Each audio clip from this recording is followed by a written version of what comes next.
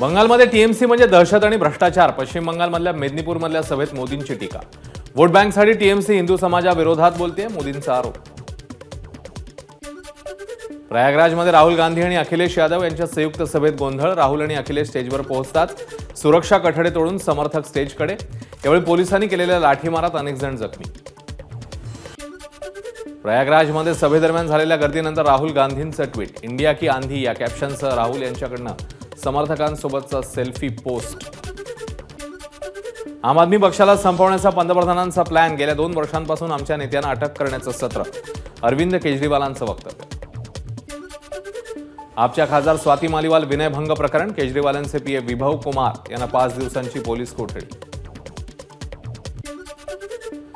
मुंबईतल्या शिवसेनेच्या वादग्रस्त शाखेला मुख्यमंत्री एकनाथ शिंदेंनी दिली भेट. यंदा अल्पसंख्याक मतं महायुतीला मिळतील, शिंदेंनी व्यक्त केला विश्वास. भाजप नेते विनोद तावडे मनसे अध्यक्ष राज ठाकरे यांच्या भेटीला. शिवतीर्थ निवासस्थानी घेतली भेट. उद्या होणाऱ्या मतदानाच्या पार्श्वभूमीवर भेटीला महत्त्व. मतदानाच्या 1 दिवस आधी मिहीर कोटेच्या सिद्धिविनायका चरणी. उत्तर मुंबई लोकसभा मतदारसंघासाठी मिहीर कोटेच्या विरुद्ध संजय दिना पाटील लोकसभेच्या रिंगणात. दक्षिण मध्य मुंबईचे लोकसभा मतदारसंघातले महायुतीचे उमेदवार राहुल शेवाळांनी घेतलं महादेव मंदिरात दर्शन. यावेळी प्रतिस्पर्धी उमेदवार अनिल देसाईंना शुभेच्छा देत लोकशाहीच्या उत्सवात सहभागी होण्यासाठी शेवाळ्यांचं मतदारांना आवाहन. उपमुख्यमंत्री अजित पवार आज बारामतीच्या दौऱ्यावर. विविध विकास कामांची अजित पवारांकडून पाहणी.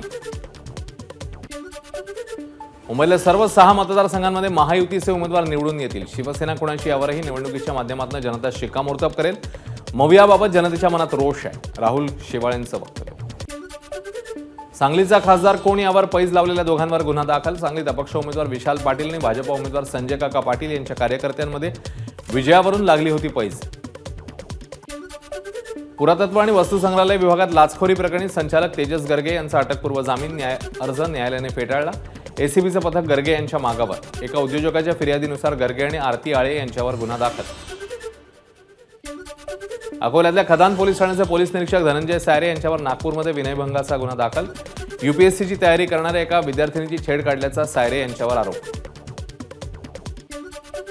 निकोबार बेट आणि दक्षिण अंदमानच्या समुद्रात मान्सून दाखल. गेल्या 24 तासात निकोबार बेटांवर मोठ्या प्रमाणात पाऊस. तर 31 मे रोजी केरळात मान्सून दाखल होण्याचा अंदाज. महाराष्ट्राची चेरापुंजी म्हणून ओळख असलेल्या आंबोली घाटात ढगांची चादर. नयनरम्य दृश्य पाहून घाटातून ये-जा करणारे पर्यटक आणि नागरिकांना भुरळ. मुंबई पोलिसांच्या नियंत्रण कक्षाला पुन्हा एकदा धमकीचा फोन. अज्ञात व्यक्तीकडून एक रेस्टॉरंट उडवणार असल्याची दिली धमकी. फोन करणारी व्यक्ती बेस्ट बस 351 करत होती प्रवास. मुंबई विमानतळावरील प्रवाशांच्या संख्येत 9% वाढ. एप्रिल महिन्यात 43,60,000 प्रवाशांनी केला प्रवास. जळगाव पुणे विमानाचा मार्ग मोकळा. प्रायोगिक तत्वावर 24 आणि 26 मे रोजी विमानसेवा. प्रवाशांचा प्रतिसाद लक्षात घेता जळगाव पुणे विमानसेवा नियमित केली जाणार.